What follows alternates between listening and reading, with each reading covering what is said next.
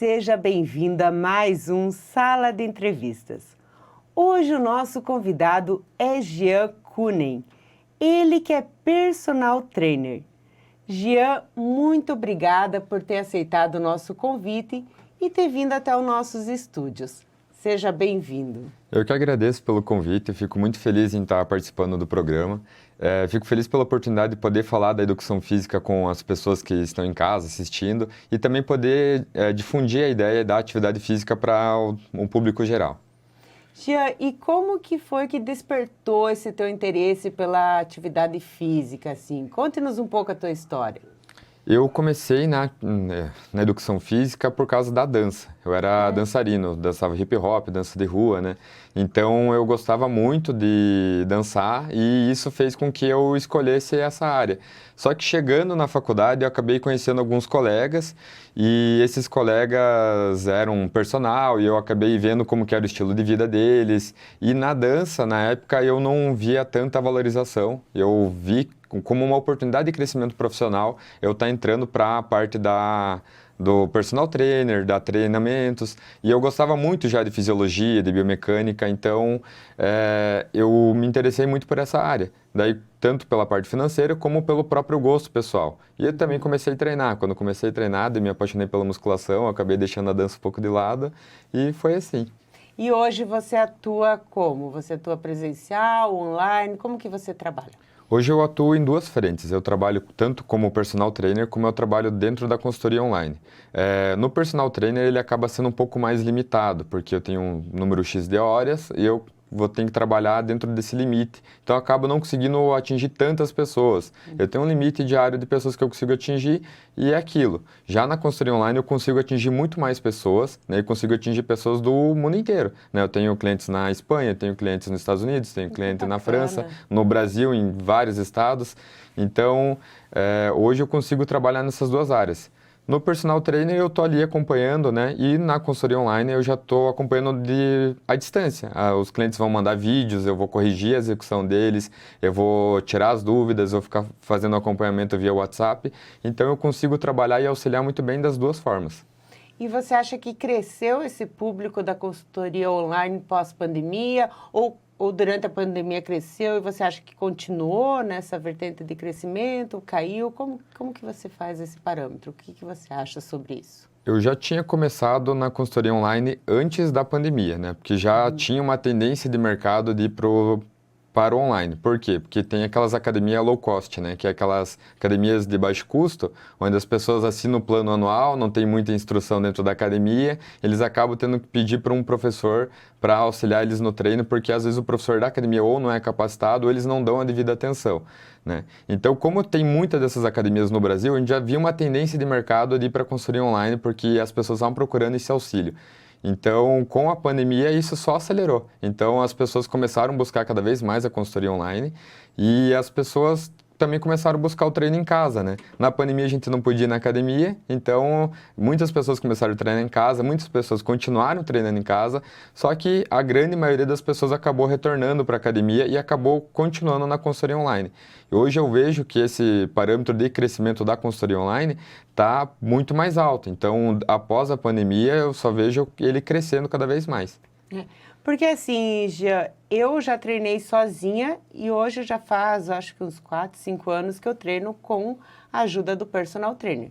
Eu vejo uma grande diferença, porque o que eu treino com o personal, eu jamais treinaria sozinha e não saberia treinar sozinha. Então, eu acho que quem treina com o personal é uma diferença muito grande, né? A gente já tem até estudo científico falando sobre isso. A gente tem estudos que trazem que pessoas que treinam com personal, mesmo tendo um treino parecido, ali uma equalização de volume, eles conseguem ter mais resultados tanto na hipertrofia como na perda de peso. Então, sim, quem treina com personal tem uma vantagem, né? Ele consegue puxar mais, o treino vai ser mais intenso, porque muitas vezes a pessoa está lá fazendo o treino e ela poderia fazer mais 1, 2 repetições e na cabeça dela ela acaba desistindo. Ou até mesmo a questão da técnica. Às vezes o cliente está lá fazendo e a técnica não está muito correta. E sozinho o cliente às vezes não sabe como ajustar isso, ou até na consultoria ele tem um delay na resposta. Então acaba demorando um pouquinho para receber a resposta do personal e às vezes não é aquele ajuste na hora, não é aquele ajuste pontual, naquela mudança às vezes pontual que você teria com o personal. Então o personal, sim, ele vai auxiliar muito mais, vai fazer com que a pessoa tenha muito mais resultado, até mesmo do que a própria consultoria online. Só que como às vezes tem uma limitação de quantos personagens pro próprio personal, né, de quantas pessoas ele consegue atender, às vezes a alternativa para a pessoa treinar com aquele personal, com aquela pessoa que ela quer treinar, aquele profissional, às vezes é a consultoria online. Não falo nem na questão da consultoria online, eu falo não ter nenhuma consultoria, é de questão de você pagar para academia e ir por si só, sabe? Uhum. Porque, por exemplo, assim, primeiro que eu acho que ninguém gosta muito de ir na academia, né? Uhum. Será que mesmo as pessoas que treinam, assim, gostam na hora de ir para academia? É difícil, né? É um pouco difícil, né? O bom é na hora de, agora eu já fiz todos os meus treinos, me sinto realizado, né? E o personal é aquela pessoa, pô, o personal está me esperando, eu tenho que ir, né? Não tenho como faltar. E até a questão de você regular os pesos, né? Que você também não posso ficar lá aumentando o meu peso e tal, porque tudo é comprovado, porque quem treina regularmente tem essa comprovação, né? E se você não vai, se você paga uma academia e não vai regularmente, você não vê os benefícios comprovados, né? E quando você tem um personal, você é obrigado a ir, né? Exatamente. Isso é verdade, né? Quando você tem um personal, você firma um compromisso, né? Então as pessoas elas acabam indo muito mais. Então a constância, na minha opinião não, na verdade né? A constância seria a principal variável para a hipertrofia. Então se você faz aquilo constantemente, repetindo, repetindo e repetindo, você vai ter um bom resultado. Então, quando você acaba tendo um personal, isso obriga você a ir lá mais vezes, a ter aquele compromisso diário. E com essa consistência, você acaba colhendo os frutos. E como você falou ali, tem muitas pessoas que treinam sem personal nenhum, né? Sem ninguém sem consultoria online, nada. Fica mais preguiçoso, né? Além de ficar mais preguiçoso, ela não tem o direcionamento correto. E às vezes as pessoas elas se orientam muito pelo que tem na internet. E na internet é uma vastidão de conhecimento, tanto para o bem como para o mal. Então na internet você vai achar muita informação valiosa e muito boa quando você segue as pessoas certas. Mas se você acaba seguindo as pessoas erradas, você acaba recebendo muita informação que acaba te atrasando no teu objetivo, que vai fazer com que você perca tempo, perca dinheiro, com que você se frustre. Então muitas vezes, sem esse auxílio, sem ter um personal ali cuidando de você, você vai acabar só atrasando o processo, ou acabar se frustrando, desistindo, até mesmo se machucando. Isso é muito comum.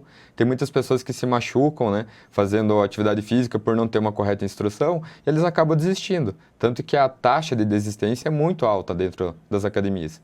E sem contar que cada corpo é único, né, Jean? Porque o treino que você busca na internet que serve para uma pessoa não é o mesmo que serve para você, né? Cada corpo é um, né? Você tem que fazer uma avaliação. Como que funciona? Assim, você faz uma avaliação, assim? Como que funciona? Eu trabalho com a avaliação postural. Como que é a avaliação postural? Basicamente assim, quando você vai no personal trainer, ele vai tirar algumas fotos, ele vai também tirar medidas, a composição corporal, mas isso se você for pensar, na hora de elaborar o treino é o menos importante. O mais importante, de fato, é você fazer essa avaliação postural para você ver como que está essa relação de desequilíbrio muscular. Porque o que acontece? Muitas pessoas, muitas vezes, têm vários desequilíbrios musculares e isso pode acarretar numa lesão, isso pode acarretar a falta de resultados, porque um músculo pode estar muito forte e estar atrapalhando a ação de outro, e isso tudo é avaliado dentro da avaliação postural. Então, quando eu faço um treino, eu faço antes a avaliação postural, eu faço essa análise completa do físico do cliente para saber aonde ele precisa ganhar mais massa para melhorar a estética, onde ele precisa ganhar mais alongamento para ganhar funcionalidade, e isso é um trabalho individual, não tem como você padronizar, porque cada pessoa tem uma vida única, tem uma rotina única, teve experiências únicas e ela vai apresentar um padrão postural, um padrão de comportamento totalmente diferente. Então eu tenho que analisar até mesmo o que a pessoa faz no dia a dia. Às vezes eu tenho que auxiliar a pessoa a melhorar no dia a dia dela, a melhorar a ergonomia às vezes do trabalho, para que ela consiga ter mais resultados na academia e também ter mais saúde. E quais são os benefícios comprovados assim para quem faz uma academia regularmente? Tem alguns benefícios que já são comprovados assim? A gente tem vários benefícios, né? A gente hoje tem comprovação que a atividade física ajuda a combater o câncer, a gente tem a comprovação que a atividade física ajuda a combater o Alzheimer, a gente consegue melhorar a qualidade do sono, a gente consegue melhorar também esse padrão com a própria mudança do estilo de vida para o emagrecimento, combatendo a obesidade, que também é uma doença que aflige muitas pessoas e é uma doença que está cada vez maior. Então, a gente consegue combater várias doenças com a atividade física, né? E também sem falar da performance mental. Muitas pessoas buscam atividade física porque elas conseguem render mais no trabalho. Então, a pessoa que ela faz uma atividade física, ela tem uma alimentação correta, ela vai render mais até em atividades que ela vai precisar utilizar a cabeça, né? Ela consegue ter mais foco, ela consegue ter mais disciplina, isso vai ajudar muito na pessoa, as pessoas, no caso. Até no jornal nós demos a notícia que a Organização Mundial de Saúde está até preocupada que em 2013 o aumento da obesidade, isso que nós estamos na metade do ano, um pouquinho mais da metade do ano, do aumento da obesidade comparado a 2022, em menos, num semestre, como aumentou a obesidade. Tudo reflexo da pandemia, que nós nos acostumamos com os deliveries, né?